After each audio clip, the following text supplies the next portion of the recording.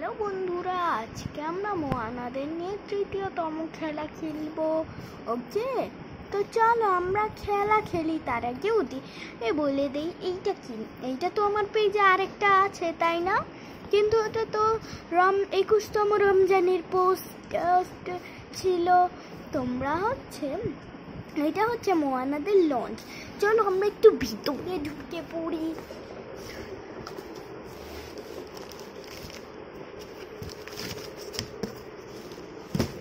দেখো কত সুন্দর সাজানো রয়েছে ভিতরে।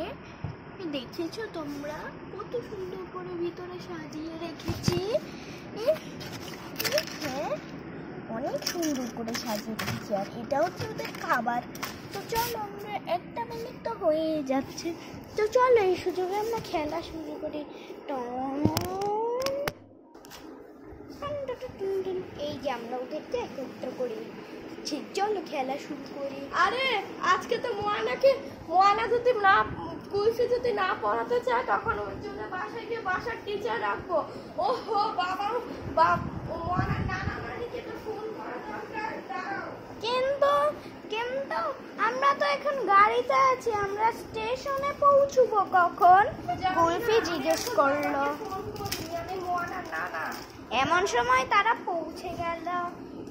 সেদিক দিয়ে লঞ্চটা দেখা যাচ্ছিল। এই তো চলো আমরা লঞ্চে উঠে ওয়েট করি। আর এই কথা বলে ব্রিনা দরজা না খুলে লাফ দিয়ে ভিতরে ঢুকে গেল। আচ্ছা দাঁড়াও, আমি বাবাকে ফোন করে বলছি। হ্যাঁ, হ্যালো বাবা। হ্যাঁ বলো, দীপু কেমন আছো? ও বাবা, তুমি না বলছিলে কাল পরশুদিন না বলছিলে আসবা, আসলো না কেন? তোমার মাকে তো নিয়ে আসতে পারবো না। তোমার মার কাছে অনেক কাজ আছে, তাই আর কি তোমার মাকে নিয়ে আসতেছে এখন। তোমার মাকে আমি কালকে নিয়ে আসবো। ও আজকে আমি আসতেছি। কখন আসতে কতক্ষণ লাগবে? আমরা তো লঞ্চে। মোয়ানা কোথায়? মোয়ানার কোনো খোঁজ নাই।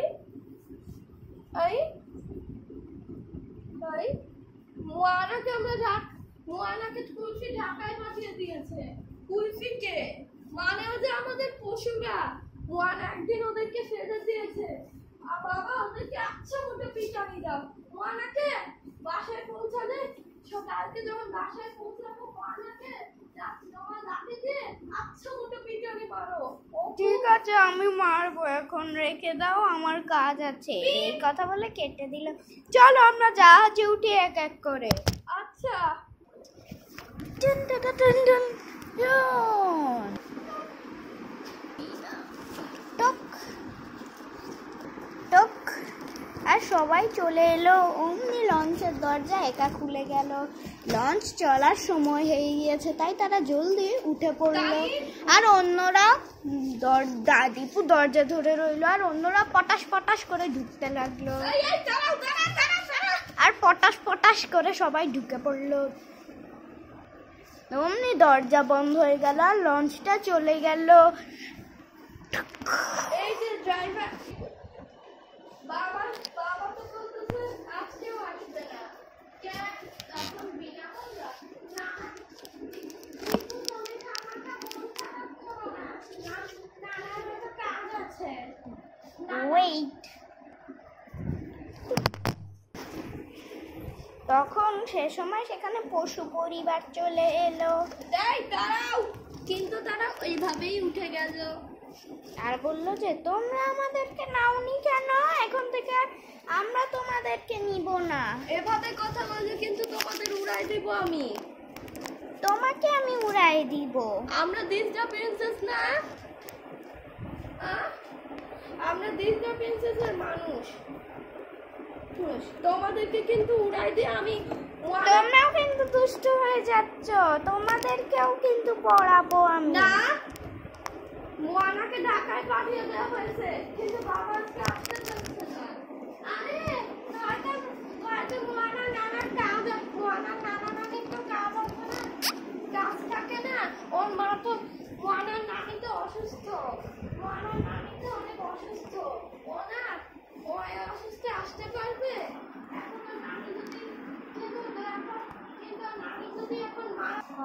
কিন্তু আমরা তো এটা বলে নিতাম হয়তো মোয়ানার নানি অসুস্থ না, ওর নানি অবস্থায় যদি এখন মারা যায় তখন কি হবে? মোয়ানার নানি যদি এখন মারা যায় কি হবে? কি একটা করার, এই দোয়া করো তোমরা যেন মারা না যায়, মা যেন মারা না যায়। কিন্তু আসলে দোয়া যখন আরে এত চিৎকার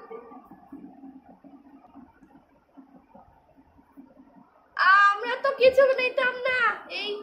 এই অবস্থায় যদি আমরা অথবা যদি মারাও না যেতে পারে। আর আমাকে তো একবার ফোনও দেয় না বাবা, হয়তো কাজ থাকে।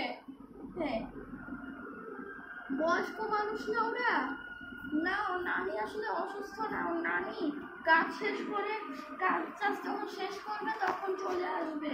এমন সময় জাগবা রয়্যাল বেঙ্গল টাইগারের অফিস থেকে ফোন দিল। হ্যালো, এটা তার বস ছিল। হ্যালো। তখন জাগবাকে তার বস বলল, হ্যালো পশু রয়্যাল।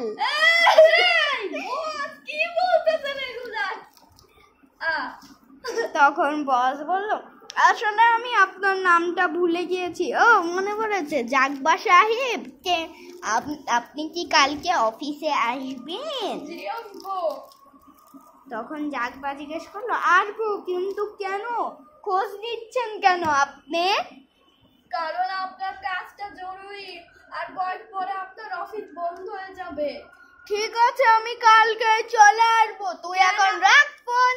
এই কথা বলে তুই করে বলে ফোন কেটে দিল। এই কথা বলে জাগবাকে এই মেসেজ দিল তার বস।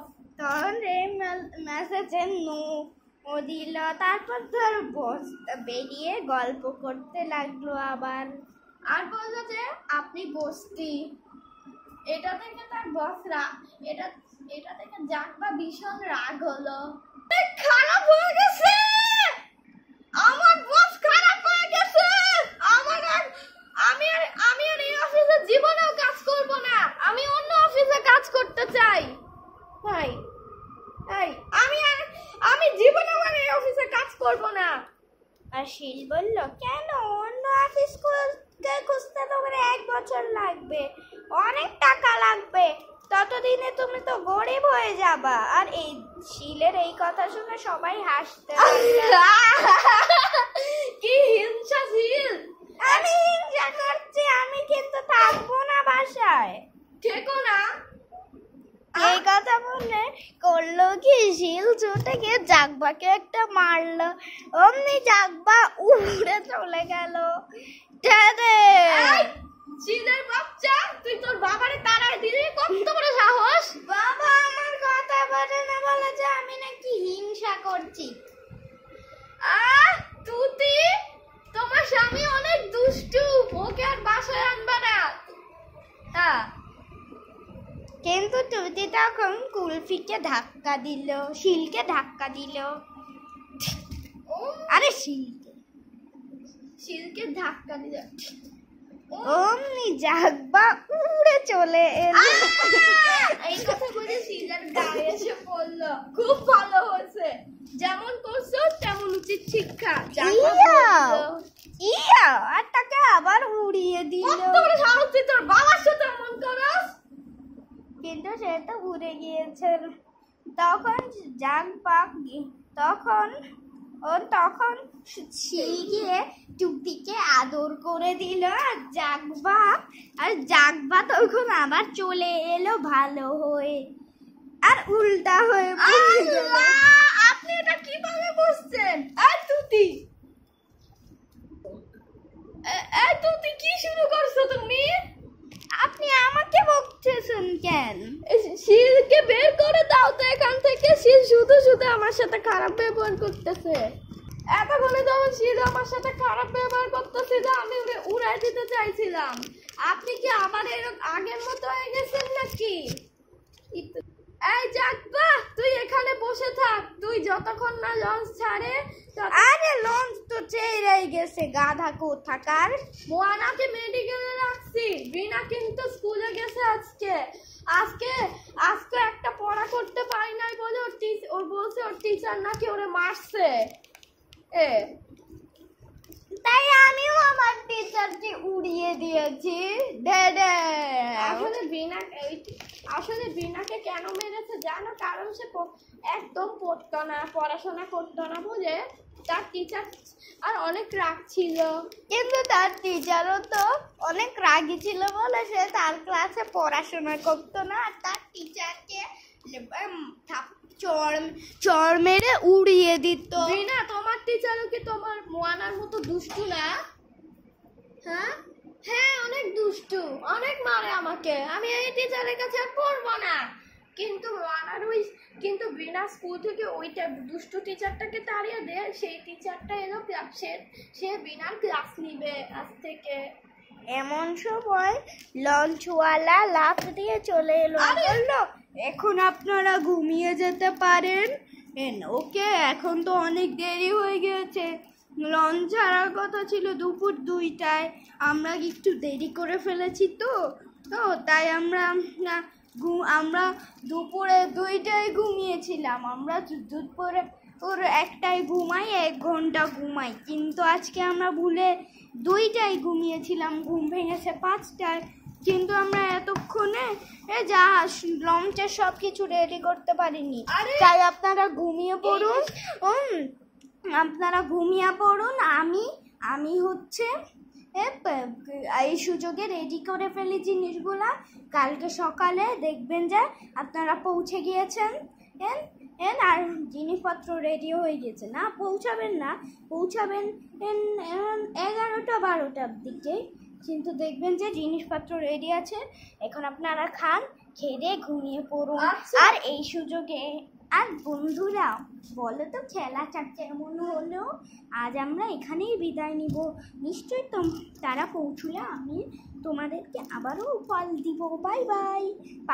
তোমরা পার্ট 1, 2, 3, 4 যতগুলো পার্ট আছে সবই অবশ্যই দেখবে। ওকে, বাই।